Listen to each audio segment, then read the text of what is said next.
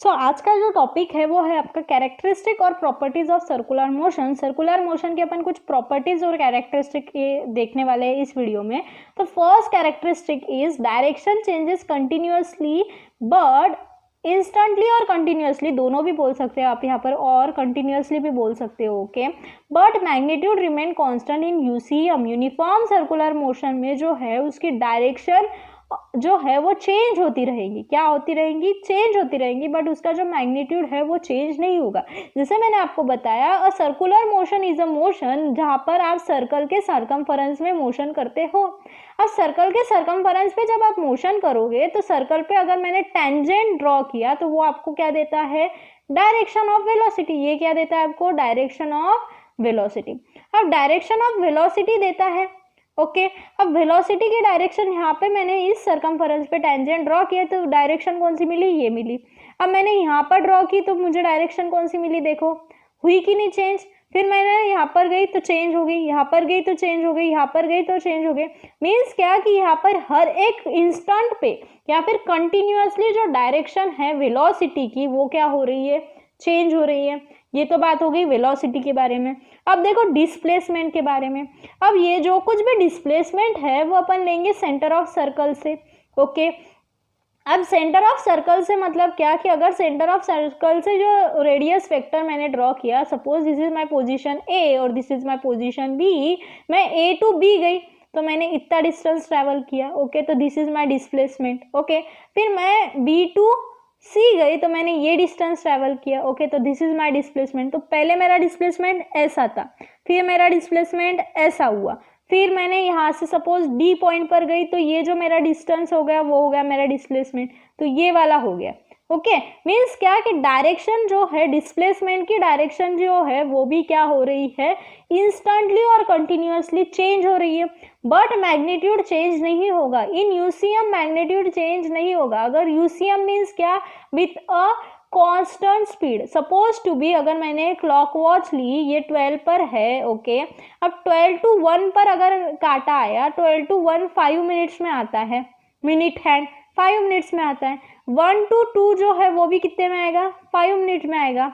Okay, उसकी जो minute और डिस्टेंस सेम है, मीन्स क्या उसकी जो वेलोसिटी है वो सेम होगी। समझा?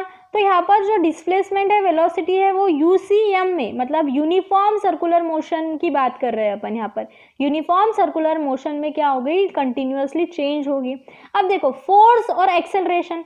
अब एक्सेलरेशन क्या होता है? v/t।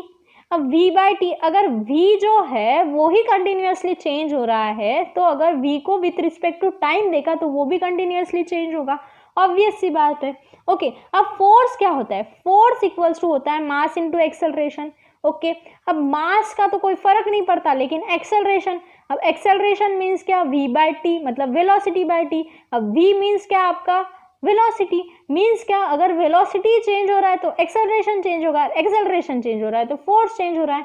मीन्स क्या कि in a uniform circular motion velocity, acceleration, displacement and force changes instantly. उसकी जो डायरेक्शन है वो क्या चेंज होंगी? ओनली डायरेक्शन, मैग्नीट्यूड चेंज नहीं होगा। मैग्नीट्यूड मीन्स नंबर से जो आप डिनोट करते हैं ना वो। ओके, समझा फर्स्ट पॉइंट।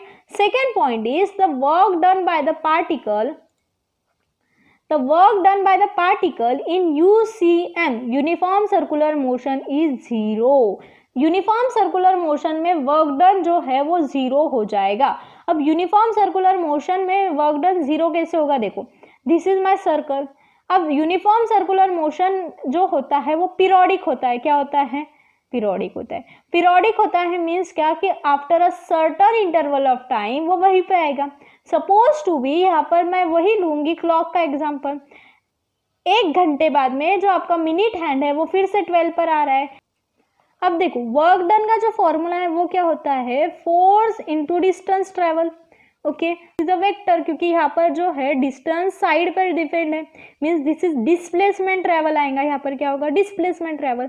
अब डिस्प्लेसमेंट अगर फिनिशिंग पॉइंट और स्टार्टिंग पॉइंट एक रहा, फिनिशिंग पॉइंट और स्टार्टिंग पॉइंट क्या रहा? सेम रहा, तो उसका जो वर्क डन है वो क्या हो जाएगा? जीरो। क्यों जीरो होगा? क्योंकि उसका डिस्प्लेसमेंट ही जीरो है। तो something into displacement means work done. अब यहाँ पर जो है समथिंग मतलब यहाँ पर समथिंग इनटू डिस्प्लेसमेंट जो है मतलब यहाँ पर हो जाएगा जीरो। क्यों जीरो होगा? क्योंकि डिस्प्लेसमेंट जीरो है। तो फोर्स इनटू डिस्प्लेसमेंट किया तो क्या होगा? जीरो। मीन्स क्या कि वर्क डन जो है वो क्या हो जाएगा आपका? जीरो। समझा? अब फोर्स जो होगा वो होगा परपेंडिकुलर टू द डिस्प्लेसमेंट। अगर सपोज टू बी डिस्प्लेसमेंट यहाँ से ऐसा है, सपोज टू बी यहाँ से ऐसा डिस्प्लेसमेंट है, तो आपका जो फोर्स होगा वो इस ऐसा होगा, मतलब perpendicular to that the displacement. समझा? क्लियर है?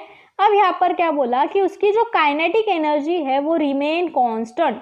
अब काइनेटिक एनर्जी मीन्स क्या? काइनेटिक एनर्जी क्या होता है? कांस्टेंट। अगर उसकी वेलोसिटी कांस्टेंट है तो उसकी काइनेटिक एनर्जी कांस्टेंट होगी। क्यों? क्योंकि हाफ mv²।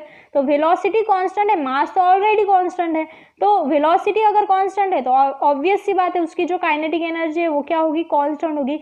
अपन यहाँ पर बात किसके लिए कर रहे हैं? यूनिफॉर्म के लिए, यूनिफॉर्म सर्कुलर मोशन की बात कर रहे हैं। ओके, तो टोटल का एनर्जी जो होगी वो इक्वल्स टू काइनेटिक एनर्जी होगी। टोटल एनर्जी जितनी भी सिस्टम में एनर्जी है वो इक्वल्स टू काइनेटिक एनर्जी होगी।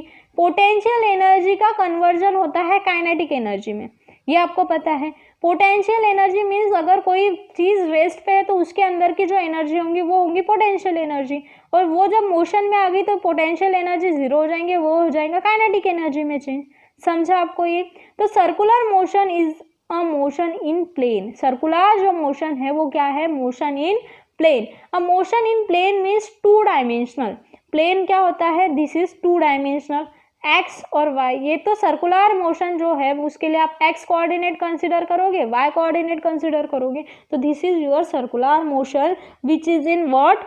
To dimensional. वो क्या है? सरकमफरेंस पे फिर रहा है ना। अगर मैंने थ्री डायमेंशन की बात की, अब सरकमफरेंस पे थ्री डायमेंशन में ये क्या हो जाता है? स्पीयर हो जाता है। स्पीयर के सरकमफरेंस में कैसे होगा? तो this is only on a two dimensional. Okay, uniform circular motion is a two dimensional motion और अ प्लेन मोशन। ओके, समझा? Motion in plane. क्लियर है यहाँ पर सभी को? नेक्स्ट पॉइंट इज, अब देखो अपन ने पहले क्या किया? सारे कैरेक्टरिस्टिक किसके देखे? यूनिफॉर्म सर्कुलर मोशन के।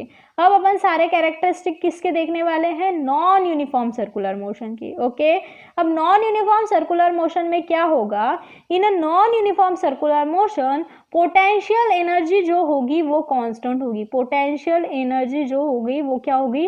कांस्टेंट होगी। अब यहाँ पर काइनेटिक एनर्जी कांस्टेंट क्यों नहीं होगी? काइनेटिक एनर्जी जो है वो कांस्टेंट क्यों नहीं होगी? अब काइनेटिक एनर्जी क्या होता है? Half into mv²। Means mass तो कांस्टेंट है बट v जो है वो वेलोसिटी है। But in non uniform circular motion मैंने क्या बोला? वेलोसिटी जो होगी वो कांस्टेंट नहीं होगी। वो कांस्टेंट होगी क्या? नहीं होगी। अगर वेलोसिटी कांस्टेंट नहीं है तो काइनेटिक एनर्जी कांस्टेंट होगी क्या? नहीं होगी। बट पोटेंशियल एनर्जी जो है वो क्या हो जाएगी? कांस्टेंट हो जाएगी। समझा? अब एंगुलर वेलोसिटी जो है यूसीएम में, अब नॉन यूनिफॉर्म का एक ही कैरेक्टर था आपके पास। अब एंगुलर वेलोसिटी जो है यूसीएम की वो क्या होगी? कांस्टेंट होगी। अब एंगुलर वेलोसिटी क्या होता है ये अपन नेक्स्ट वीडियो में देखने वाले हैं। ओके, अभी सिर्फ याद रखो आप। Angular velocity in non uniform circular motion, non uniform circular motion में जो वेलोसिटी है, एंगुलर वेलोसिटी है, वो क्या होगा? वेरिएबल आपको मिलेगा। अब एंगुलर वेलोसिटी क्या होता है ये जानने के लिए मिलते हैं नेक्स्ट वीडियो में। तब तक के लिए स्टे ट्यून्ड, स्टे सेफ। और आपको अगर मेरे वीडियोस पसंद आ रहे हैं तो लाइक करना, कमेंट करना, सब्सक्राइब करना ना भूलेगा, और फिजिक्स फ्लायर को ऐसे ही प्यार देते रहेंगे। Thank you very much for watching this video.